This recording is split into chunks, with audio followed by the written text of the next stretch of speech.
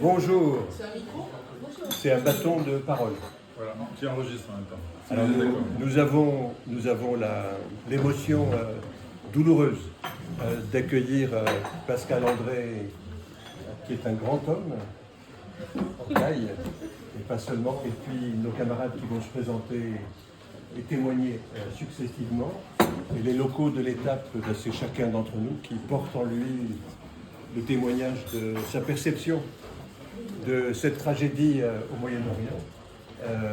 Yoav prendra la parole à un moment, moi je vais dire un tout petit mot d'introduction, et puis c'est, selon le vœu de Pascal, c'est le dialogue avec, le dialogue avec les adversaires d'aujourd'hui, avec les ennemis d'aujourd'hui, et le modèle que moi j'utilise souvent, c'est la dimension familiale et conjugale. C'est-à-dire que la violence, c'est celle qu'on essaye de débusquer dans nos vies, et celle qui parfois nous échappe parce que nous sommes essentialisés comme hommes ou comme femmes, comme racialisés, et on utilise sans le vouloir aussi des formes de violence multiples qui, de mon point de vue, se rejouent au Moyen-Orient. La volonté du collectif qui est là aujourd'hui, c'est le dialogue, et ça rejoint aussi le vœu de certains d'entre nous de ne pas couper avec les membres de la communauté juive de Strasbourg, qui ont adopté une position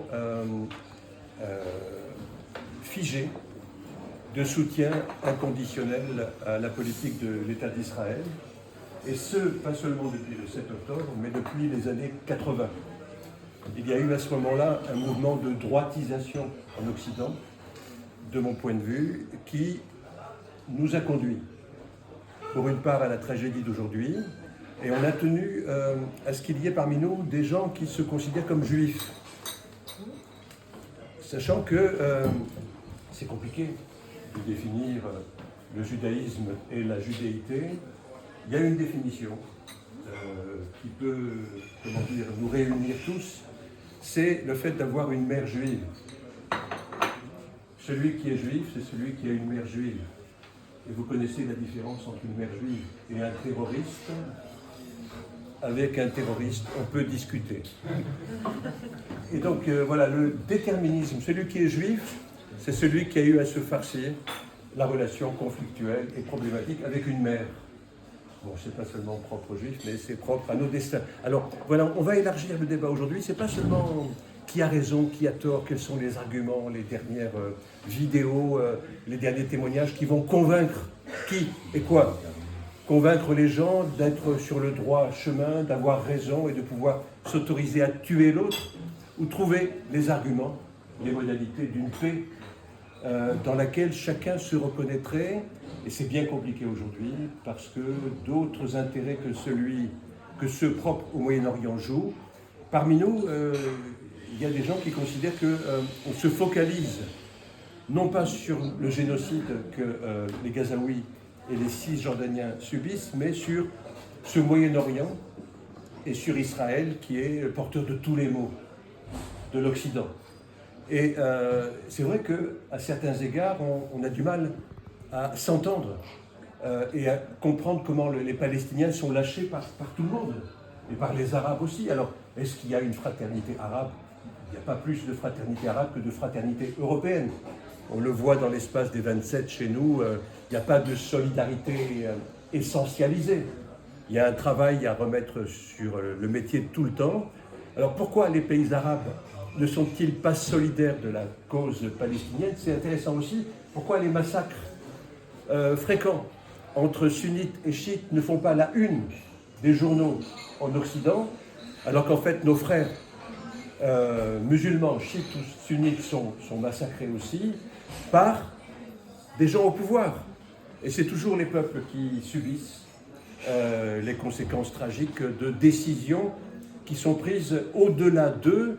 On écoutait avec mon épouse, qui est là pour représenter la communauté familiale, c'est Anya qui est là-bas, à ne pas confondre avec Théo qui est mon neveu, et qui me surveille au nom de son père.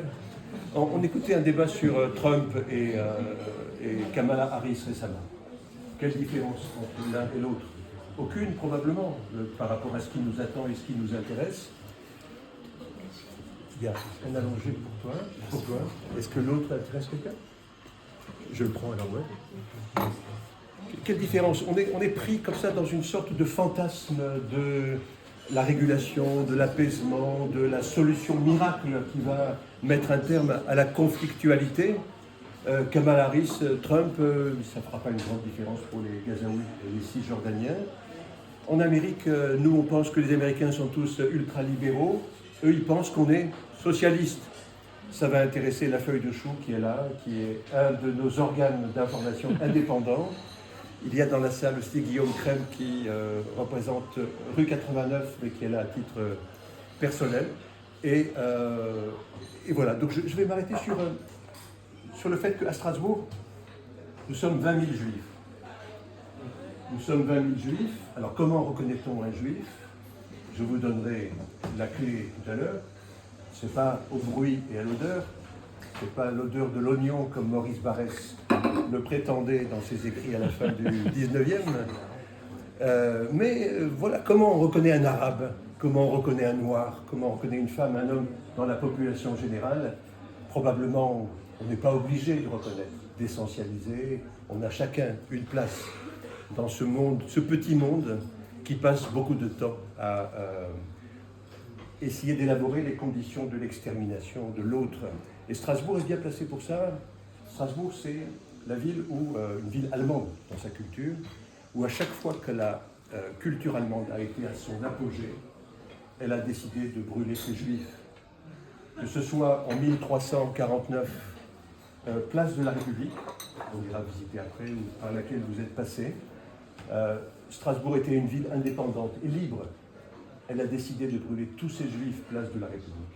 Symboliquement, c'est le moment où les juifs partent à la campagne en Alsace, deviennent ruraux jusqu'en 1940, où là, à nouveau, l'Allemagne, à l'apogée de sa culture, décide de brûler et de gazer tous ces juifs.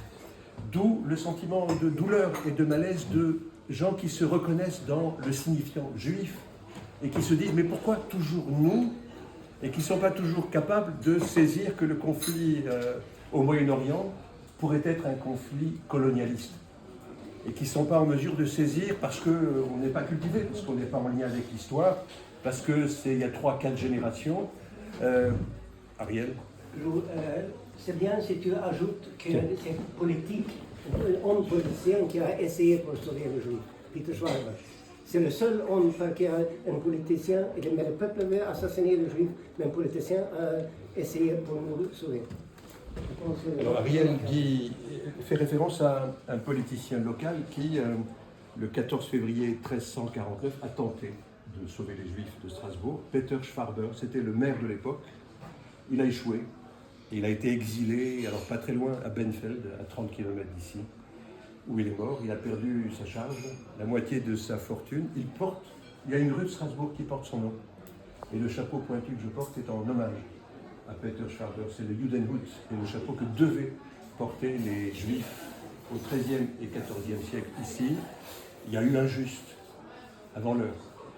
L'histoire reconnaîtra les justes dans 1, 2 ou 3 générations par rapport au génocide actuel. Et on essaiera de comprendre aussi pourquoi certains Juifs sont tellement attachés, non pas à l'existence d'Israël, qui n'est pas remise en question. Il ne s'agit pas de tuer les Juifs. D'ailleurs, comment on les reconnaîtrait? Comment on pourrait tuer tous les Juifs? Même si aujourd'hui, dans le fantasme d'Israël, c'est tuer tout le Hamas, tout le Hezbollah, tous les Iraniens. C'est un fantasme réel en Israël, chez beaucoup de nos parents et de nos frères.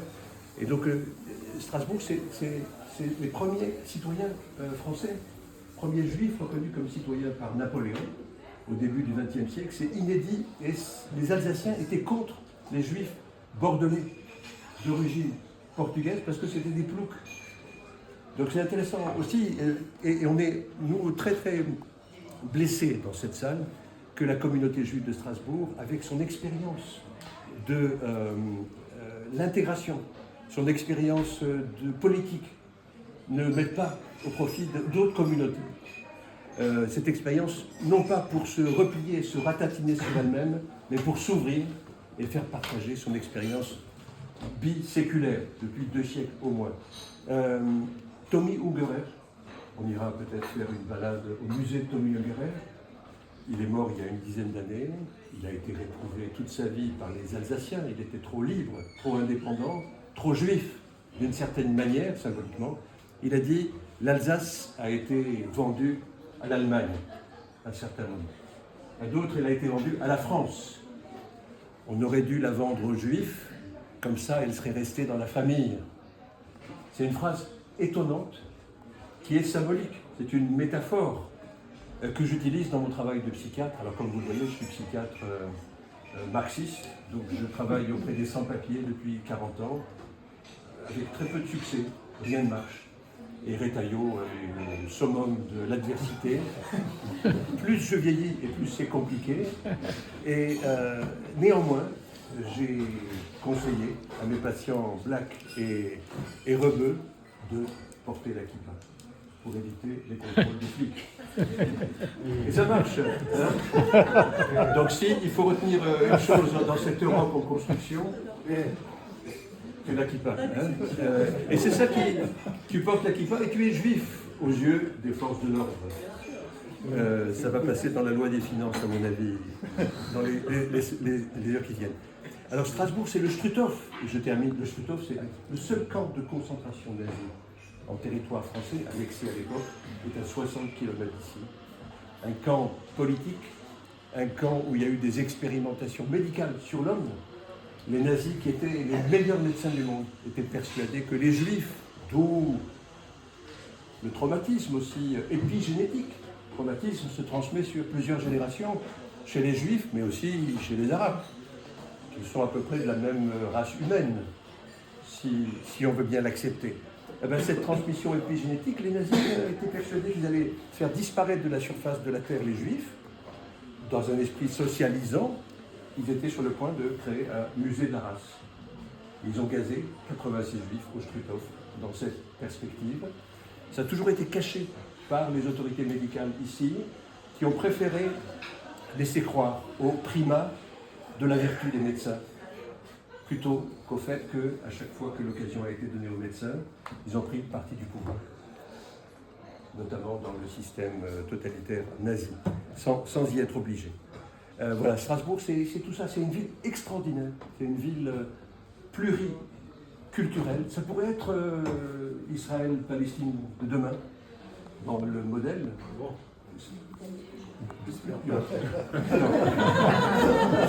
Pourquoi je suis venu alors, si ça devient ici demain?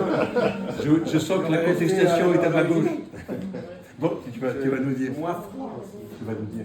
Et c'est une expérience dont les gens ici ont honte, et elle s'est concrétisée par une chose incroyable, c'est qu'il y a eu 2 mémoriaux à Schirmeck. Un mémorial pour l'histoire de l'Alsace-Moselle, inauguré en 2005, en juin, et le mémorial sur les déportations au Struthof, commémoré en novembre de la même année. La communauté juive locale a convaincu Jacques Chirac de ne pas venir inaugurer l'histoire alsacienne à cause des incorporés de force. C'est-à-dire que les Français sont convaincus que les Alsaciens et les Mosellans ont collaboré aux nazis, alors qu'en fait, quand un système totalitaire est en place, impossible de résister. Les Juifs, localement, les Juifs, entre guillemets, ont convaincu Chirac de ne pas venir inaugurer le mémorial de l'Alsace-Moselle, et c'est symboliquement très fort, c'est celui dont nous pourrions nous nourrir pour trouver les modalités d'une paix et d'un dialogue. C'est bientôt Shabbat, j'espère que ce petit discours introductif va vous convaincre d'adhérer à ma communauté juive. On est de moins en moins nombreux, donc on cherche des adeptes. Peut-être juste un mot pour la paix, en hébreu, si vous permettez. ערב של שושנים נצאנה אל הבוסתן מור בשמים ולבונה לרגל אלף מפתן לילה יואל לאט ורוח שושן נושבה חווה אל חשלך שיר ברד זמר של אהבה Shukran, Todarama. La parole est à nos camarades.